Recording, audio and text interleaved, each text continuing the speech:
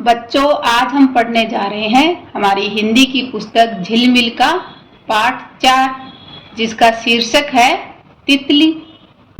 नमस्कार सभी को, हिंदी कला केंद्र में आपका स्वागत है। अगर आप इस चैनल पर नए हैं तो पहले इसको सब्सक्राइब करें व बेल आइकन को दबाना ना भूलें ताकि नए वीडियो का नोटिफिकेशन सबसे पहले आपको मिले।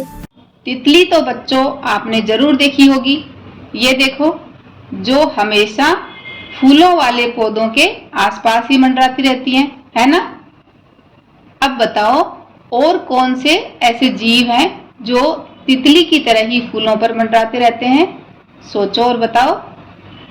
ऐसे जीव भंवरे और मधुमक्खियां होती हैं जो तितली की तरह ही फूलों पर मंडराते हैं। लेकिन क्या आपने सोचा है ये सब यहाँ फूलों पर क्या करते हैं? ये सब यहाँ फूलों का रस चूसते हैं, जो इन भांति भांति के फूलों का रस लेकर अपना खाना बनाते हैं और मधुमक्खियां शहद बनाती हैं। हमारी आज की ये कविता तितली पर आधारित है, जिसमें तितली के बारे में क्या बताया है ये जानने के लिए सबसे पहले इस कविता का सस्वर पठन कर लेते हैं। चलिए पढ़ो मेरे साथ ये कविता। दूर देश से आई तितली, चंचल पंख हिलाती, फूल फूल पर कली कली पर इतराती इठलाती। कितने सुंदर पंख हैं इसके, जगमग रंग रंगीले, लाल बैंगनी हरे बसंती, काले नीले पीले। बच्चों ने जब देखी इसकी खुशियां खेल निराले, छोड़ छाड़ कर खेल खिलौने दौड़ पड़े मतवाले। बच्चों के भी पर होते तो साथ साथ उड़ जाते, और हवा में उड़ते उड़ते दूर देश हो आते। तो कवि ने इस कविता में तितली के बारे में बताया है कि वह कितनी प्यारी होती है, जो बच्चों को बहुत पसंद आती है। उसके रंग बिरंगे लुभावने पंख देखकर बच्चे अपने आप को रोक नहीं पाते और उसको पकड़ने के लिए अपने खेल खिलौने छोड़कर दौड़ पड़ते हैं।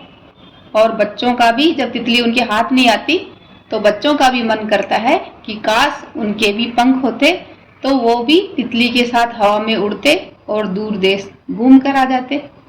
अब इस कविता को अर्थ के साथ समझते हैं। दूर देश से आई तितली, तितली कहाँ से आई है? दूर देश से चलकर तितली आई है। चंचल पंख हिलाती, चंचल का अर्थ है चपल या नटखट। जैसे कोई चंचल बच्चा एक जगह बैठ नहीं सकता, वो कुछ ना कुछ करता रहता है, वैसे ही तितली के पंख भी ऊपर नीचे हिलते ही रहते हैं। तो वह अपने चंचल पंखों को हिलाती हुई दूर देश से आई है। और यहाँ आकर तितली क्या कर रही है? फूल फूल पर कली कली पर इतराती इठलाती। और यहाँ आकर तितली, इतराती का अर्थ है नखरे दिखाती और इठलाती का अर्थ है गर्व से झूमती। तो यहाँ पर तितली एक फूल से दूसरे फूल पर, एक कली से दूसरी कली पर इतराती इठलाती हुई घूम रही है। क्यों घूम रही है तितली? फूलों से रस लेने के लिए। कितने सुंदर पंख हैं इसके, जगमग रंग रंगीले। तितली के पंख आपने देखे होंगे, तरह तरह के पंख होते हैं, सुंदर सुंदर। तो इसके कितने सुंदर पंख हैं, जो जगमग का अर्थ है चमकना, तो चमकीले और रंग रंगीले, बहुत सारे रंगों वाले तितली के पंख होते हैं। कौन कौन से रंग? लाल बैंगनी हरे बसंती, काले नीले पीले। तो सभी प्रकार के रंगों वाले तितली के पंख होते हैं। तो तितली के पंख इतने सुंदर होते हैं, इतनी तितली आकर्षित होती है कि सभी का ध्यान अपनी ओर आकर्षित कर ही लेती है, खास तौर से बच्चों का। बच्चों ने जब देखी इसकी खुशियां खेल निराले, निराले का अर्थ है अनोखे। जब तितली फूलों का रस लेने के लिए एक फूल से दूसरे फूल, दूसरे से तीसरे पे ऐसे घूम रही है, तो बच्चों को लग रहा है कि वह कितनी खुश होकर इधर उधर घूम रही है और कितना अच्छा निराले यानी अनोखे खेल खेल रही है। तो बच्चों ने जब तितली को ऐसे फूलों पर अनोखे खेल खेलते देखा तो छोड़ छाड़ कर खेल खिलौने, तो अपने खेल खिलौनों को छोड़कर दौड़ पड़े मतवाले। मतवाले यानी मस्त होकर, खुश होकर तितली को पकड़ने के लिए दौड़ पड़े, उनका भी मन कर रहा है कि वो भी तितली के साथ खेलें। बच्चों के भी पर होते तो, पर का अर्थ है यहाँ पर पंख से। तो जब बच्चे तितली को पकड़ नहीं पाते तो उनका भी मन करता है कि अगर हमारे भी पंख होते तो साथ साथ उड़ जाते, हम भी इन तितलियों के साथ उड़ जाते और हवा में उड़ते उड़ते दूर देश हो आते और तितलियों की तरह हम भी दूर देश में जाकर आ जाते। तो इस तरह कवि ने तितली के बारे में बताया है कि वह कितनी प्यारी होती है। अब बच्चों इस कविता का सारांश एक बार पढ़ लेते हैं ताकि कविता अच्छी तरह से समझ में आ जाए। इस कविता में कवि ने तितली के बारे में बताया है। तितली फूलों का रस लेने के लिए दूर देश से आई है, जो यहाँ फूलों व कलियों पर मंडराती घूम रही है। उसके पंख चमकीले व रंग रंगीले हैं, जो बच्चों का ध्यान अपनी ओर आकर्षित कर ही लेती हैं। तितली फूलों का रस लेने एक फूल से दूसरे फूल पर उड़ती जाती है। बच्चे उसकी खुशी व उसके इस निराले खेल को देखकर अपने खेल खिलौने छोड़कर उसको पकड़ने दौड़ पड़ते हैं। बच्चों को लगता है कि उनके भी तितली की तरह पंख होते तो वो भी उनके साथ हवा में उड़ जाते और दूर देश घूम आते। तो बच्चों आप बताओ किस किस बच्चे को तितली पकड़ना पसंद है? तो अपना नाम कमेंट बॉक्स में लिखकर बताना। अब इस पाठ के अभ्यास प्रश्नों को देखते हैं।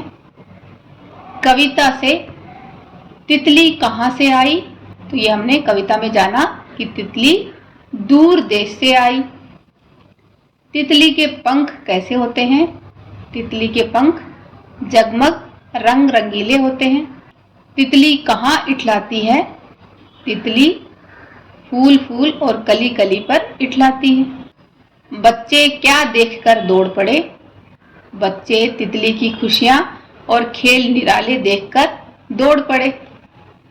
आपकी बात, क्या आपने तितलियां देखी हैं? यदि हाँ तो कहाँ? तो इसे अपने हिसाब से बताना है। जैसे जी हाँ मैंने तितलियां देखी हैं। कहाँ देखी? हमारे घर के पास वाले बगीचे में, क्योंकि तितलियां फूलों वाले बगीचों में ही मिलती हैं। यदि आपके पंख होते तो आप क्या करते? यदि मेरे पंख होते तो मैं भी अपनी मर्जी से इधर उधर उड़कर सारी चीजें देखती। सुने, बोलें और लिखें। इसको देखकर लिखना है और साथ में बोलते जाओ। चंचल, खुशियाँ, तितलियाँ, बसंती, पंख, रंगीले, मिलान करें। तो ये आप कविता को पढ़कर उसको याद करोगे तो ये आराम से मिलान कर लोगे।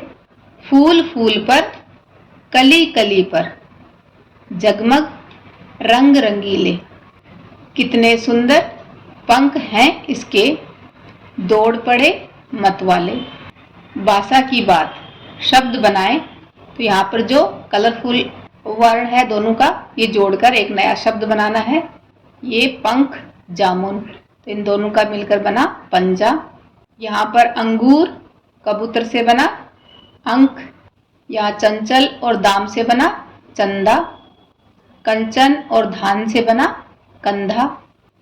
इस पाठ को बच्चों एक बार फिर से पढ़ें व समझें। तितली फूलों पर घूम घूम कर क्या करती है?